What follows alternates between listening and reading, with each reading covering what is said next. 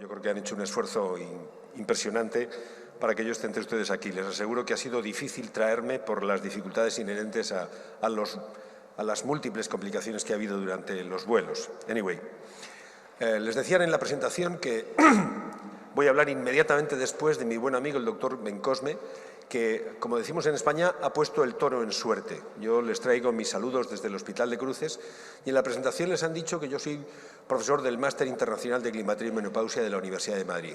Tiene el chiste, como dicen en México los amigos mexicanos, que es 100% en línea y que, avalado por las diferentes sociedades internacionales que tienen ustedes ahí, es una maestría que les puede dar, por muy diferentes razones, cada cual puede tener las suyas, un conocimiento muy profundo sobre la endocrinología del climaterio y de la menopausia. A lo largo de 1500 horas, que eso sí, tendrán ustedes que purgar y sufrirlas, van ustedes a verificar todo lo que hay sobre el envejecimiento ovárico y las consecuencias, por lo que el tema de hoy, yo creo que con este puntero se pierde en el esto, o sea que no voy a poder señalar. Pero bueno, en cualquier caso van a poder ustedes revisar toda la endocrinología del climaterio y la menopausia a lo largo de esos 11 créditos que tienen ustedes en la diapositiva. Si se lo traigo es básicamente porque tienen ustedes la posibilidad de cursar la maestría con una beca docente del 10%, solamente con que me escriban un correo electrónico a mi atención. De tal manera que con ser socios de la Dominicana o con haber asistido a este congreso y ponerme un correo electrónico a mi atención, tienen ustedes acceso a la maestría con una condición ideal, que es una beca docente del 10%. Decía el doctor Bencosme, y lo decía bien, que las enfermedades deben personalizarse y no puede ser tomar el todo por la parte o la parte por el todo. Hay que personalizar en la consulta. Y esto nos decían hace ya unos años, cuando nuestros mayores decían que la atención al paciente enfermo debe ser totalmente personalizada y en todo momento. Y la cita es de 1927. Mi plan en el día de hoy es revisar con ustedes lo que ha experimentado el doctor Ascanio Bencosme, pero ponerlo pie a tierra para tratar de evidenciar qué es lo que sucede con la menopausia. Y yo creo que esta frase lo puede explicar muy bien. Lean conmigo. Los ovarios, después de muchos años de trabajo, no son capaces de retirarse a una vejez elegante, sino que se vuelven irritables, transmiten su irritación a los ganglios abdominales, que a su vez la transmiten al cerebro, y produce trastornos en el tejido cerebral que se manifiestan en nerviosismo extremo o en verdaderos arranques de locura. En mi país yo iría a la cárcel directamente, aplicándome la ley de igualdad, si yo dijera esto hoy. Afortunadamente la cita es de 1887, cuando todavía no tenían claro qué era. No sabían muy bien qué era el concepto hormona, ni el concepto endocrinología, ni sabían muy bien qué era un receptor hormonal. Pero también entendían que cuando cesan los estrógenos le pasa algo raro y malo a las mujeres. Después, en los años siguientes, no lo entendieron todavía mal, porque opinaban, de la mano de Robert Wilson, que las mujeres perdían su femineidad con la pérdida de los estrógenos, nada más lejos de la realidad. Y de entonces para aquí vino el error de tratar a todas las mujeres continuadamente, al llegar a la menopausia, tuvieran una sintomatología con altas dosis de estrógenos. Eso ya lo saben ustedes, trajo la consecuencia del Y, con los enormes factores discordantes entre beneficios y riesgos que ustedes tienen en la diapositiva, y de los cuales los beneficios no nos fueron contados, curiosamente. Nadie nos contó tampoco que el 75% de las pacientes que entraron en el Y no habían necesitado nunca estrógenos y que, por tanto, dárselos debería ser irrelevante. Y tampoco nos contaron que la edad media de ingreso en el estudio fue de 63,66 años. Amigos míos, esto significa que le estábamos dando tratamiento hormonal al 75% de pacientes que nunca lo habían necesitado y que además lo hacíamos prácticamente 15 años después de la menopausia. Estos son los errores. Tampoco nos contaron que, a pesar de todo, las circunstancias más desfavorables no eran con diferencias significativas, de tal manera que hemos ido arrastrando un error terrible porque ni siquiera la mortalidad era diferente. A día de hoy, el Y ha publicado más de 1.500 papers indexados y es probablemente el estudio de investigación, junto con los de Framingham, que más producción científica ha tenido. Pero ustedes ya saben cuál fue la consecuencia. Se expresó primero a la prensa escrita, a la prensa, digamos, canallesca, mucho antes que a la literatura científica. Y eso trajo un descenso brutal, ahí tienen ustedes en Estados Unidos y en Inglaterra, del consumo de terapia hormonal de la menopausia inmediatamente después de que aparecieron las primeras publicaciones del Y. En Europa se desplomó absolutamente la prescripción, y en España nosotros recogimos el dato de que prácticamente 40% de los ginecólogos habían dejado de prescribir o prescribían menos terapia desde los iniciales estudios publicados por el WAI. ¿Qué habíamos hecho? Básicamente confundir las cosas. Y habíamos visto que de tratarle a todo el mundo, habiendo continuadamente medicalizado la vida, habíamos pasado a psiquiatrizar los sentimientos, porque al mismo tiempo que se publica el WAI y desciende el consumo de terapia hormonal, se incrementa notabilísimamente el consumo de medicación serotoninérgica para evitar los males emocionales que sufrían las mujeres durante la menopausia. De psiquiatrizar, de medicalizar la vida, habíamos pasado al otro extremo del péndulo, que era psiquiatrizar los sentimientos. Muy a pesar de ello, unos años más tarde, ellos ya volvieron atrás y dijeron que habían cometido errores, pero entre tanto el daño ya estaba hecho. Lo explica Schopenhauer, Arthur Schopenhauer, uno de los referentes culturales de la Europa del siglo XIX, cuando dice que la opinión humana responde a la ley del péndulo y después de estar una temporada en un lado, bruscamente va hasta el otro lado sin solución de continuidad hasta que al de un tiempo se pone en el punto medio, que es el punto de la prudencia, de la frónesis aristotélica, que es de donde no habría tenido que salir. Porque las percepciones y las realidades son completamente diferentes. Si ustedes le preguntan a las mujeres de qué creen ellas que se van a morir, prácticamente 6 de cada 10, el 62%, dicen que van a morir de cáncer. Y esto no es así. En realidad, estadísticas reales afirman que la inmensa mayoría de las mujeres, ahí lo tienen ustedes, solo de enfermedad coronaria o de enfermedad vascular cerebral van a morir prácticamente la mitad. En Europa, más de la mitad de las mujeres mueren de enfermedad cardíaca y vascular. Y esto lo digo con la autoridad moral que me da pertenecer a un país como España, que con la dieta mediterránea y la ausencia de obesidad, por lo menos antiguamente, está en la parte más baja de la cantidad de enfermedad cardiovascular por parte de la mujer. A día de hoy, sin embargo, hoy sabemos que en todo el mundo la enfermedad cardíaca y vascular es el verdadero asesino de mujeres. Y lo reconoce incluso la prensa escrita, como ven ustedes, en una publicación nada menos que del Newsweek, que es una revista leída en todo el mundo. Pues bien, ¿cuál es el fundamento de toda esta historia? Se lo explicaba el doctor Bencosme y yo lo voy a resumir prácticamente en 3 o 4 diapositivas. Todo tiene que ver con la arteriosclerosis, que comienza con el depósito graso a nivel subendotelial. Y esto les va a llevar a las mujeres y a los hombres entre 5, 7 y 8 años de evolución.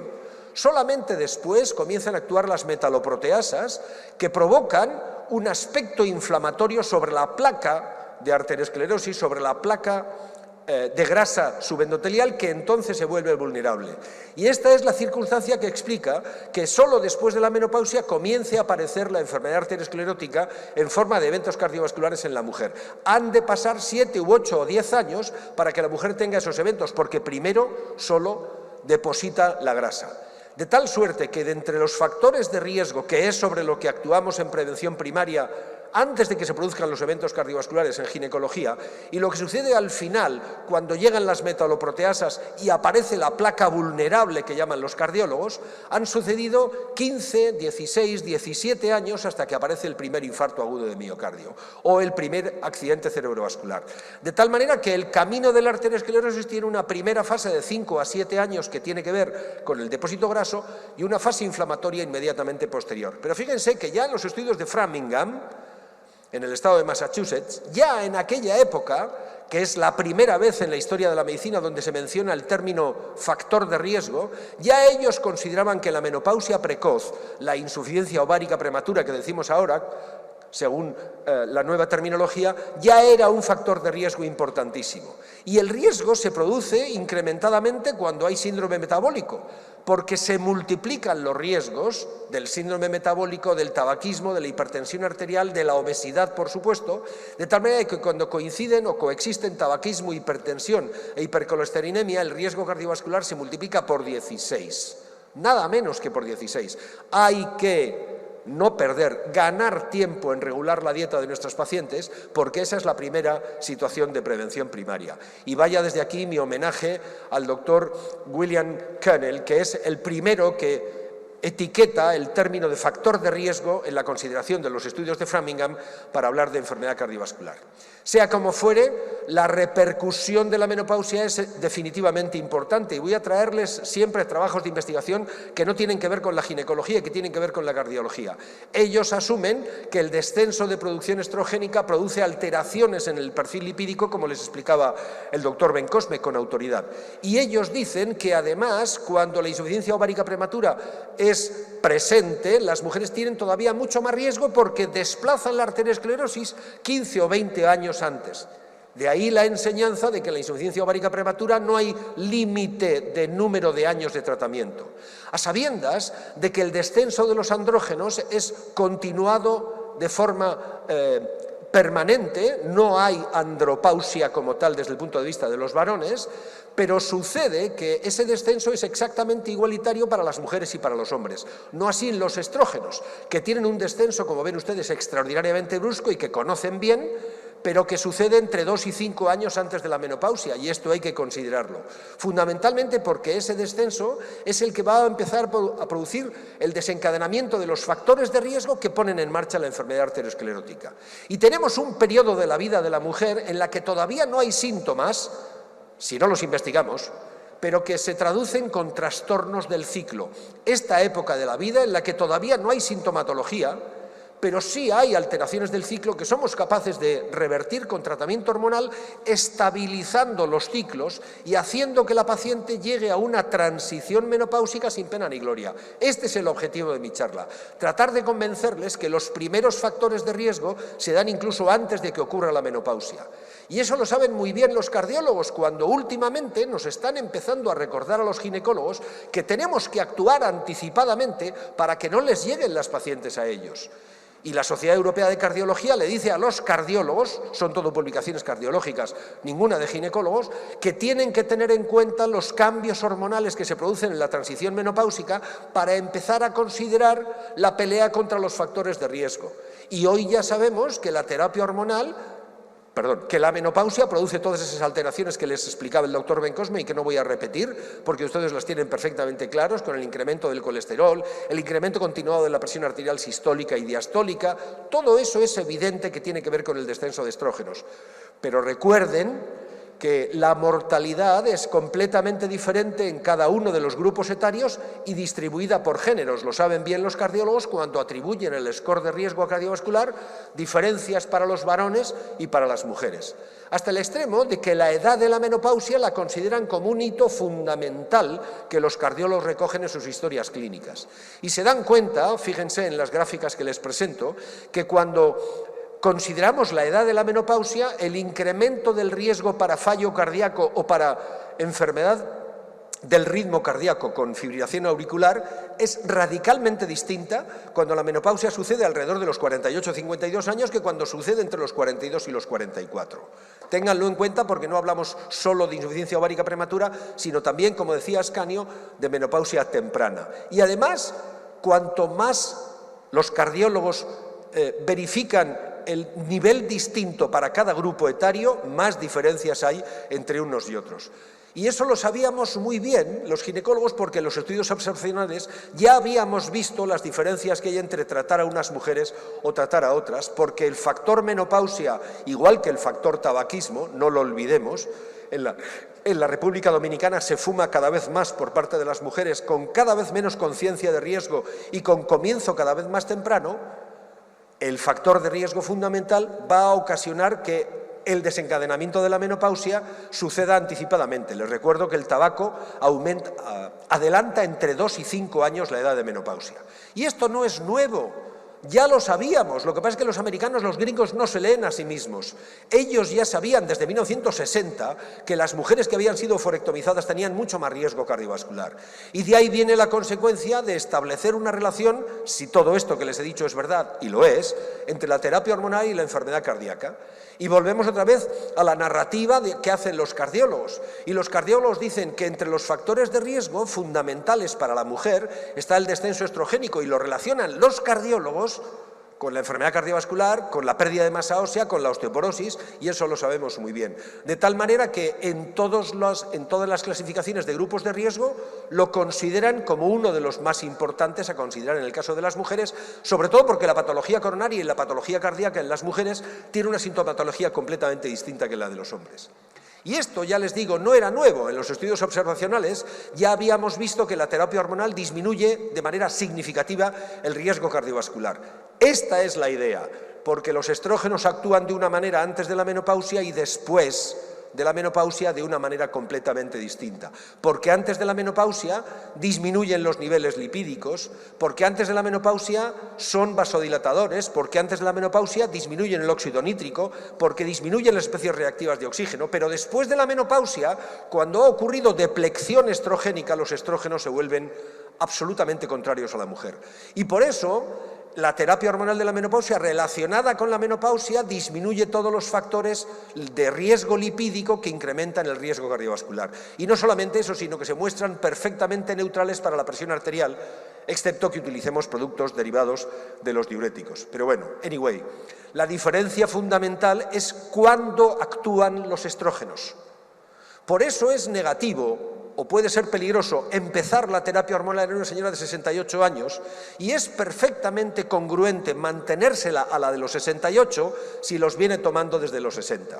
Porque hay algunas acciones, que se preguntaba el doctor Bencosme cómo es posible, que tienen que ver con las acciones genómicas y no genómicas de los estrógenos que actúan primero sobre la membrana celular de manera absolutamente rápida, pero después sobre los receptores nucleares, con la producción de proteínas distintas que son lo que hacen que sus acciones sean mucho más lentas.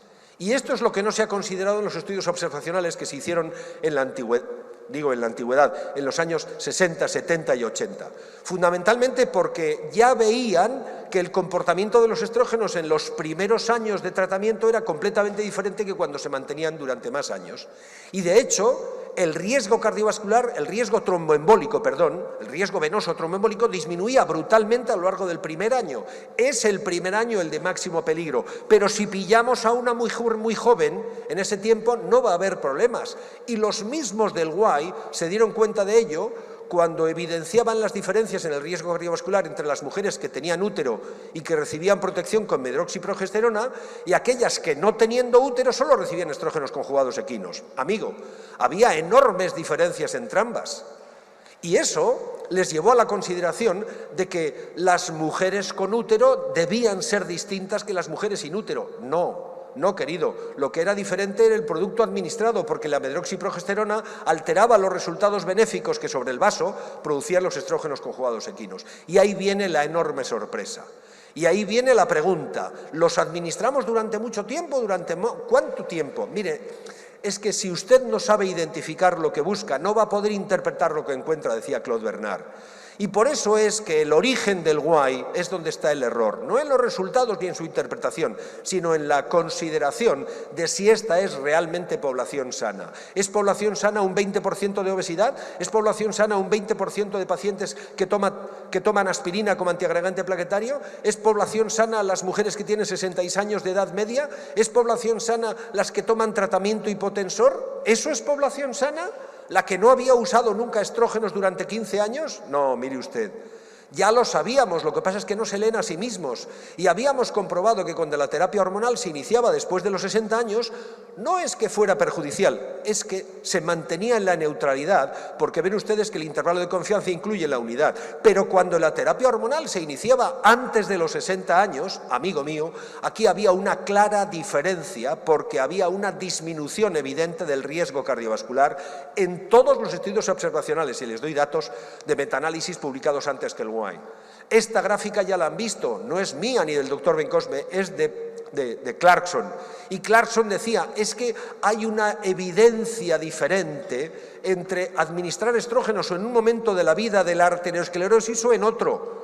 Recuerden que los primeros 10 años o 12 de la arteriosclerosis es una enfermedad silente. Y cuando Barbara Goldstein, la epidemióloga de Harvard, entiende esto, reanaliza los datos del estudio de las enfermeras y las clasifica por el momento en el que iniciaron la terapia hormonal. Y ve que cuando se empieza por encima de los 60 años, los resultados reproducen los del WAI.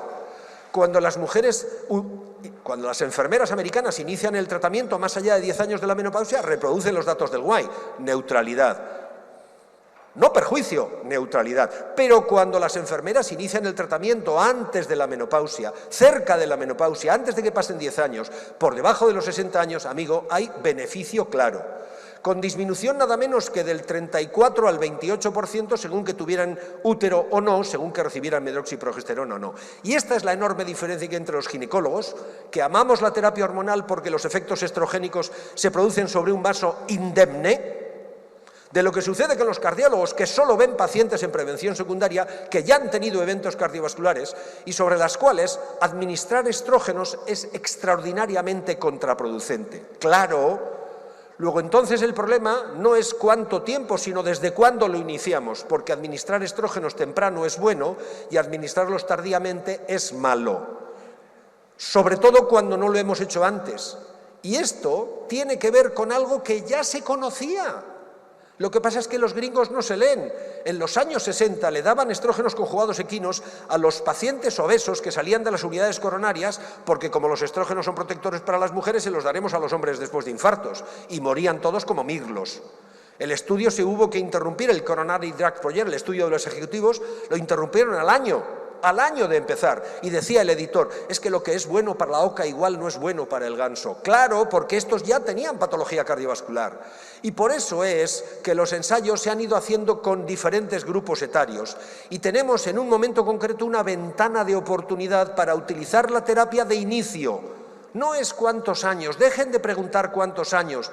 Pregúntense en qué momento inicio la terapia, y a eso vienen las mujeres cuando tienen alteraciones menstruales entre los 40 y los 42. Esa es nuestra ventana de oportunidad, la hipótesis temporal, fundamentalmente porque administrar estrógenos al principio es perfectamente beneficioso y administrarlos con la placa de ateroma ya vulnerable puede ser muy perjudicial. Y esto lo explicaba Clarkson cuando, reproduciendo la menopausia en las macaca mulata, lo que hacía era quitarles los ovarios, porque las monas no tienen menopausia, y daba igual que hubieran recibido dieta aterogénica o no, aquellas que recibían terapia hormonal desde el cerca del momento de la menopausia tenían una reducción de hasta el 70% de las placas de ateroma en la aorta abdominal que seccionaban después de la disección de la autopsia.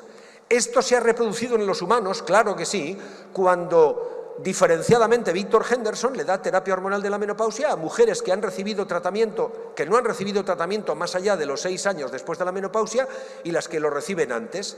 Y clasificando a las mujeres por el momento de inicio se dan cuenta que aquellas que tienen la terapia hormonal recibida antes de que pase 10 años de la menopausia tienen protección cardiovascular, de manera prospectiva y analizándolo con ecografía semestral por manos independientes. Esta es la enorme diferencia. Y ellos concluyen, es que, y se lo traduzco, iniciar la terapia hasta 6 años después de la menopausia puede ser perfectamente beneficioso. Y ya les digo yo, 10 años y antes de los 60 como periodo de inicio. Solo hay una corrección, son las mujeres que tienen insuficiencia ovárica prematura. Estas no tienen tiempo, estas han de durar, si quedaron menopáusicas a los 19, hasta los 52 años, que es la edad de la menopausia. Y en eso está de acuerdo todas las sociedades internacionales que ustedes quieran revisar y que voy a pasar por alto rapidísimamente.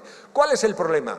Como nos dice la Biblioteca Cochrane, que no vamos a poder utilizar ningún ensayo clínico para demostrar lo que acabo de contarles a ustedes. Fundamentalmente porque necesitaríamos más de 30.000 pacientes seguidas durante más de 15 años.